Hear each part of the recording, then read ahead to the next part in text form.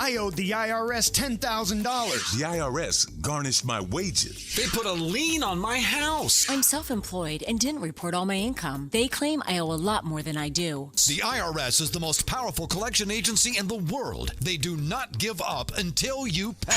I couldn't sleep. We were being audited. I called Tax Solutions Now, and a great big weight was lifted off my shoulders. I called Tax Solutions Now, and they got the IRS off my back. Tax Solutions Now had my wage garnishment lifted in 48 hours. Tax Solutions Now can get you help. Our agents know the rules, can stop the pain, and get you the best deal. Tax Solutions Now saved my business. I qualified for the Fresh Start program. I paid less than I owed. We connect you with a team of former IRS agents and tax professionals who get the IRS off your back.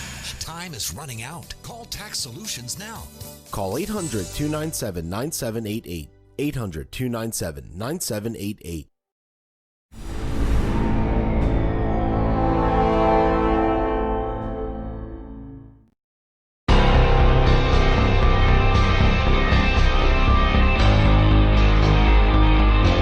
The Turnpike Sports Book Report.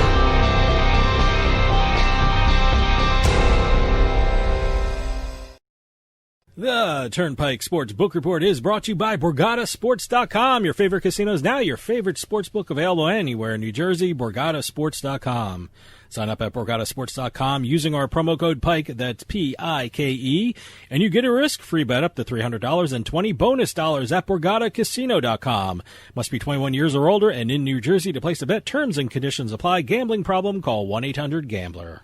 Alrighty, and this first Turnpike Sports Book Report of the year, we're going to be talking some state records, some new launches, as well as some legislation, and I even got a Barkley bet. Charles Barkley. Oh, okay. Yeah, no, he's connected with some sports book. What sports Yeah, book but this is just he's with FanDuel. He's with FanDuel. But this is just him being Barkley. Oh, okay. Barkley this being has Barkley. nothing to do with FanDuel. Okay. No, this is just him. All right. And we got some legislation to talk about, too. All right. Nevada released their numbers towards the end of the year last year. They had a very good month. End of December here. They had a $609.4 million handle, like we discussed in Exit 1 of Turnpike here. That's down 7.7% month over month from the state record, which was in October, of a $660 million handle. Mm-hmm. Let's see. $501.8 million, or 82% of that, was bet on football in November. Okay. Didn't they have a record, though? Yeah, the $59 million okay. Hold, which was 11% hold, by the way. Oh, okay. Is the record. Wow. Okay. For betting on football in Nevada. That's what led me to say they had a good month. Yes. Okay. First time their hold has topped 10% overall for all of sports betting since in PASPA. Really? They've never hit 10% until this past November. Very interesting. So mobile market share, which was more interesting, I thought, didn't do anything. It was flat from month to month. Not much change in terms of... It didn't lose, it didn't gain. No, same amount of people were doing it. All right. It's just interesting to note that Nevada is still one of the few ones that has a in-person registration requirement on the book still. I can't believe they're going to keep that. I don't know. I mean, they kept it through a pandemic, but I still can't believe that they want that on the books, but whatever. Well, one of the other states that had the in-person registration has now removed it permanently. Who is that? Iowa.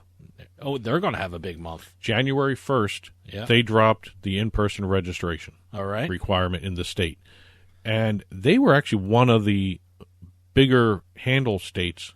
As a matter of fact, as we talked about earlier in the show, Iowa was the 7th-ranked market. Okay. But Iowa was already a top 10 market anyway, even with the in-person registration on the books, where people had to go and finish registering for an online sportsbook at a retail casino.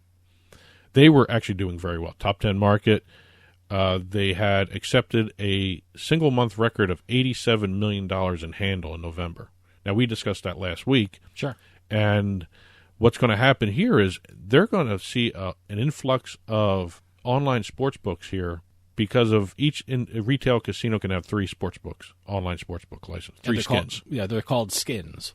For people in the know, in the business. They're called skins. What's going on here is that opens it up into the, I don't want to say unknown sports books coming in, but you're going to see an influx of multiple sports books coming in. They're anticipating maybe a dozen new ones. Wow. That would be launching the first day this is happening. Again, we'll get into this next week when the dust settles. Because right now they just dropped the registration. They had a whole bunch of things launch. Basically, they're looking at it as a brand new relaunch of the sports betting market in Iowa. I got to tell you, Iowa is going to be a big player in the sports betting industry in the U.S. I mean, it's going to be huge. Well, they were a top 10 with the in-person. Now it's going to be even bigger. It's going to be bigger. I just wonder if it's going to get into the top 5. It might. I mean, you have Illinois, Nevada, New Jersey. That's top 3 right there. Colorado's going to break into the top 5, too, at some point. Sure. So Iowa is maybe a smaller market. Yeah, but I think Iowa's going to make some moves. I look at Iowa. Another market, like we talked about earlier, a top 10 market was New Hampshire. Yeah, New Hampshire's number 10, right? New Hampshire was number 10. Yeah, I never think of New Hampshire when I talk of big sports betting markets, but because they only have one sports book operator there. One online sports book. Yeah, I mean, what is that? DraftKings. Well, according to Governor Sununu, because he loves tweeting this stuff out, after their first year of sports betting, they have over $300 million wagered. They have a year-to-date handle of $300 million. Mm-hmm. That's even before December's numbers come out. Wow. They've had over $10 million from the sports betting market being given to the public education system. Great. Because it's run by the lottery up there, New Hampshire Lottery. I mean, that's what sports betting's for. It's for state government and the essential services that governments provide to people. I mean, it's not just the sportsbook operators making tons of money. It's the state making tons of money. Well, they also threw out a couple of little tidbits, too. And there'll probably be more of these coming out little by little. Now, these things are just in New Hampshire. This is just New Hampshire. The most bet-on game was Super Bowl 54. Okay, makes sense. It was a good game, too, by the way. Sure. Most bet-on player, this makes perfect sense for the region, Mookie Betts. He's still very popular in New England, even though he's playing in Los Angeles. I think a lot of Mookie Betts fans. New England loved Mookie Betts. They didn't want the Sox to get rid of him. It's appropriate for his last name, too. The most bet-on player is Mookie Betts. I didn't even think of that. Yeah, look. Yeah, that's the first thing I thought of. Well, that's like with Jerome Bettis. With Bet Rivers. Yep. So, didn't even look at that one, Mookie Betts. But, yeah, most bet-on player. I wonder who the second one was. Got to be a basketball player, maybe, because really, I don't see too many people loving the Sox lately. Just listening to Boston sports radio, they seem to be following closely and watching every game that Tom Brady plays. Didn't even think that. I mean, I would think people in New Hampshire and all over New England, the only other New England state that has sports betting is Rhode Island. And soon to be Connecticut, they're saying. And I'm very curious to see how many people have bet on the Tampa Bay Buccaneers and Tom Brady. And Gronkowski. Yeah, there you go. There's another one. Very player props there. Very popular player still in New England. Well, we're going to move over down the coast a little bit to Washington, D.C. William Hill, everyone has been following William Hill in D.C. because they have the temporary sportsbook at the Capitol Arena. Sure. The Capital One Arena, I'm sorry. And they have now launched the William Hill app. Wow, okay, good. To go along with the temporary retail book there.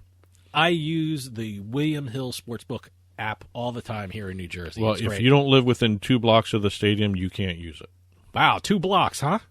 That's the licensing structure that is in D.C. The technology now is absolutely amazing. The geolocation has come such a long way from when New Jersey started online casinos in 2013. I remember I could play the casino games in my living room, but I couldn't play them in my bedroom because the geolocation was so screwed up. But now, my God, they have it down to 2-block radius. The only way absolutely you can, amazing. if you're not within the 2-block radius, the only application you can use to bet is Gambit DC. All right, that's the DC Lottery sports betting app run by Intralot.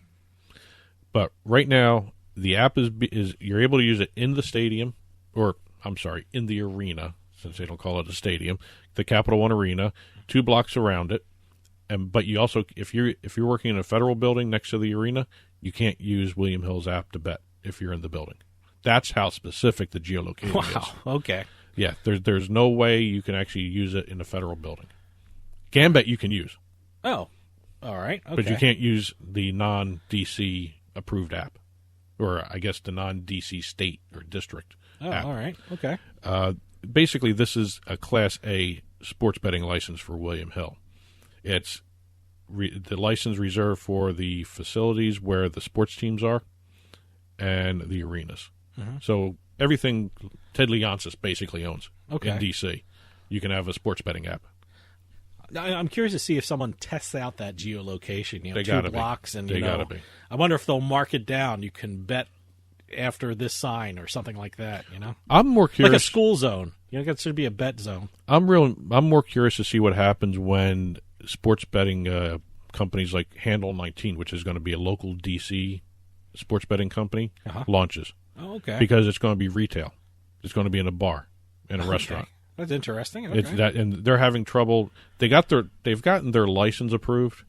They're having trouble with the neighborhood, and they're attacking the liquor license.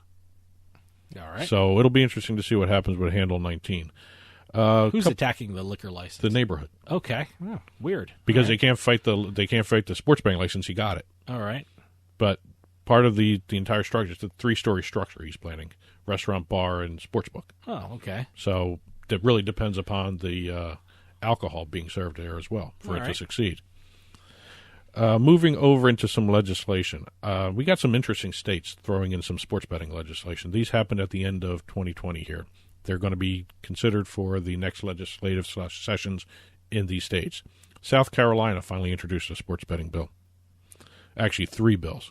Wow, okay. And this is kind of indicative of how a state would go about creating legalized sports betting. It's going to be interesting to watch this. 3 bills. 1 bill is going to permit sports betting in the state and would allow wagers for wagers to be made on horse racing and pro games. All right. Right now, everything's illegal in South Carolina. They have no casinos, right? No. Okay. Another bill that's been formed that's in conjunction with this, it will form a committee and begin researching the fiscal data. And then the 3rd bill is one to amend the state constitution to make sports betting legal. Okay. So they've got that's an uphill battle. They've got a lot of work to do, but yeah. those 3 in conjunction show you exactly what certain states have to go through. It'll be interesting to see how quickly they pass it. They're anticipating this passing quickly. Wow. Because of what happened with the pandemic, a lot of states are in desperate need of revenue. Sure. So I think makes sense. In some ways, a horrible thing happened with the pandemic. In another sense, this is actually spurring economic growth in areas like sports betting and iGaming. Over in Florida, sports betting is back on the docket for them. Bill for legalizing sports betting was introduced at the end of the year, and this would be for the legislative session beginning in March of this year. Okay.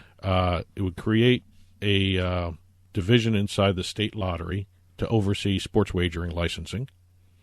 And they would also create an outline of options for sports wagering while also limiting who can participate in sports wagering in the state. Right now, the list includes athletes, coaches, referees, and people working with the sports governing bodies. Okay, makes sense. So, I mean, logical way to go. Yep. And again, the other state that threw in some legislation was Alabama. Alabama does not have any gambling whatsoever. Okay. Nothing is legal except the tribal casinos. All right. They have a gambling study which shows that the casinos could generate up to $400 million in handle, which would also turn in about $10 million in tax revenue to the state. All right. That's what they're looking at, that $10 million. Sure. That's a monthly revenue statement. They don't even have a lottery legal. So they got to create a lottery first if they want to have this kind of stuff done. Alabama doesn't have lottery? Does not have a lottery. Wow. Okay. Maybe they should get lottery first and then take baby steps, you know? One of the 5 states that do not have state lotteries. Okay. I did not know that. Alaska, all right, Hawaii, Utah, and Nevada. Nevada doesn't have lottery. Nevada does not have a legal state lottery. I've been to Nevada lots of times and Las Vegas lots of times. I never played the lottery. I just assumed they had it. And finally, for this week's book report, our Barkley being Barkley statement. He, on the air, told his TNT crew in that pregame show he does that he was going to be betting $100,000 for the Portland Trail Blazers to win the Western Conference. Wow. Okay. He did that on the air, didn't tell anyone he was going to do it until he said it. Well, good luck with that. Yeah, well, he's not been a great bettor. He said that the Warriors would never win an NBA title. Okay. That was before they won 3 of 5. Okay. And they also last year predicted that the Blazers, I don't know why he's focused on the Blazers, but the Blazers would beat the Lakers in the first round of the playoffs, then go to the NBA Finals, and then, he actually announced this bet before the home opener for the Blazers where they lost to the Jazz by 20 points. Okay. So take that one with a grain of salt. And that'll do it for us this week. Again, Happy New Year to everyone. And if you're going out to one of the newly reopened casinos or sports books, please be careful. We'll see you next time on the Turnpike.